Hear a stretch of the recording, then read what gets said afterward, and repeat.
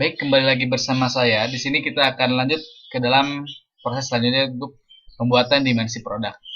Sebagaimana yang telah kita lakukan di pertemuan-pertemuan sebelumnya, hal yang pertama harus kita lakukan untuk membuat suatu dimensi baru itu adalah memastikan bahwa kita sudah mempunyai database connection. Karena database connection ini sangat penting untuk mengambil data dari database OLTP dan database OLAP-nya seperti itu.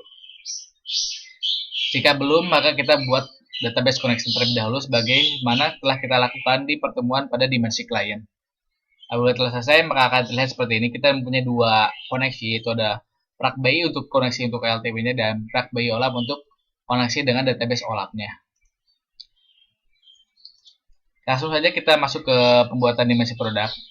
Hal yang pertama kita lakukan adalah membuat script untuk membuatkan tabel yang baru di database OLAP-nya.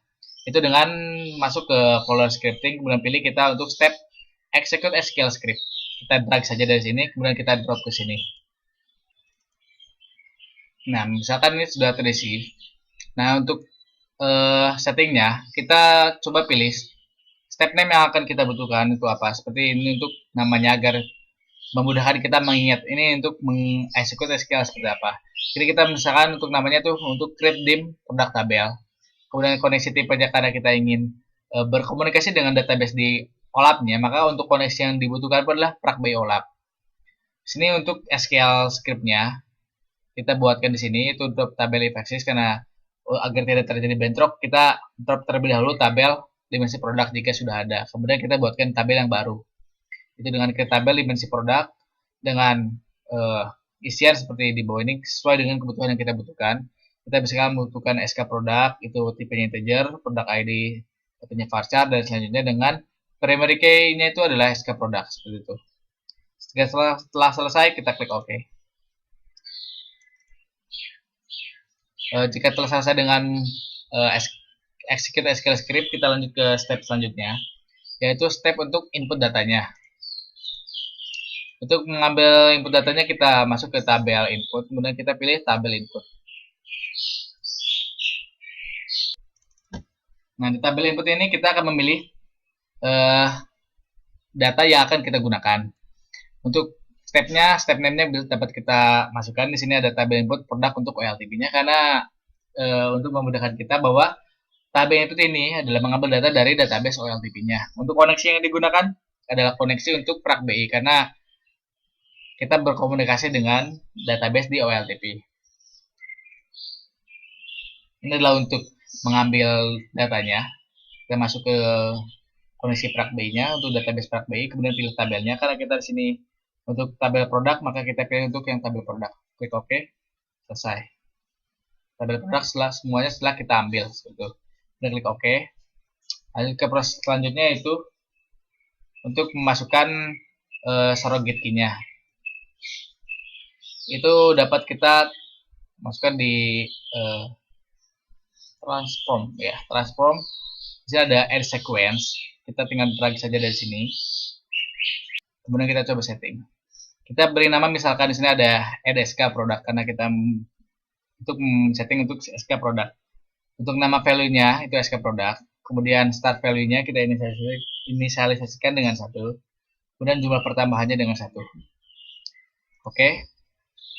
Setelah selesai dengan ini, di sini karena harus ada step yang menyambungkan, kita buat suatu hop dari sini ke step yang di sini. Dengan klik di sini. Sini. Oke. Kemudian lanjut ke step selanjutnya itu select value. Sini dapat lihat ada select value. Kita drag dari sini kemudian drop sini. Nah, sekarang kita coba setting untuk select value-nya. Nah, ini untuk agar dapat diambil data langsung seperti ini, itu dibutuhkan suatu hop tersebut dahulu dari sini, menyambungkan ke sini. Nah, di sini langsung nanti kita tinggal get field, kemudian kita add new, seperti itu. Nanti akan masuk semuanya dan kita pilih-pilih field name yang kita butuhkan saja seperti itu. Seperti kita di sini hanya membutuhkan untuk dimensi produk itu hanya SK produk, produk ID, produk name, produk lain, produk scale dan supplier saja, maka yang kita ambil hanya ini saja, seperti itu. Setelah selesai dengan ini, kita masuk ke step selanjutnya, yaitu step untuk block di step until step finish.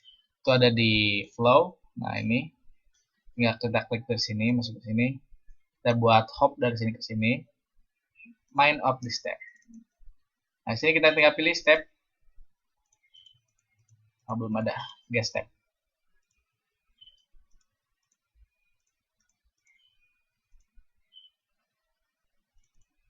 Nah, ini pilih untuk create dim product tabel, karena step inilah yang kita tunggu agar selesai, kemudian dapat step yang selanjutnya, dapat melanjutkan step ke step yang selanjutnya.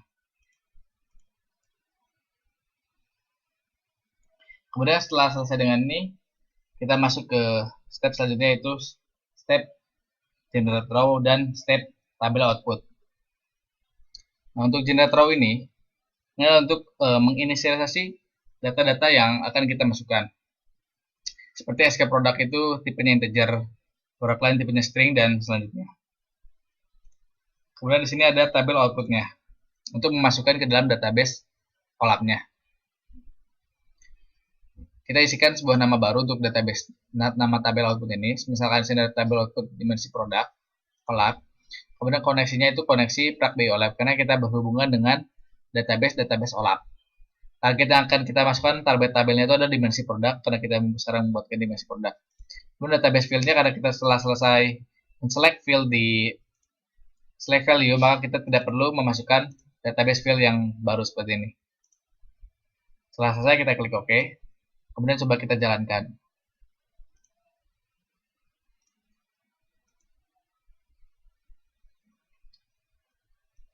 Nah, sekarang telah selesai. Dapat lihat apabila semua telah dicentang hijau, maka semua step telah selesai dilaksanakan, dijalankan, dan tidak terjadi error. Untuk mengecek apakah datanya telah selesai dimasukkan ke dalam database OLAP, maka kita dapat cek di browser dengan menggunakan MySQL-nya. Nah, ini adalah hasil dari proses ETL untuk berdimensi produk. Sebagaimana dapat dilihat, ini adalah data-data yang telah kita ekstraksi dari database OLTP-nya. Ya, mungkin cukup sekian untuk pertemuan kali ini. Terima kasih telah mengikuti tutorial ini.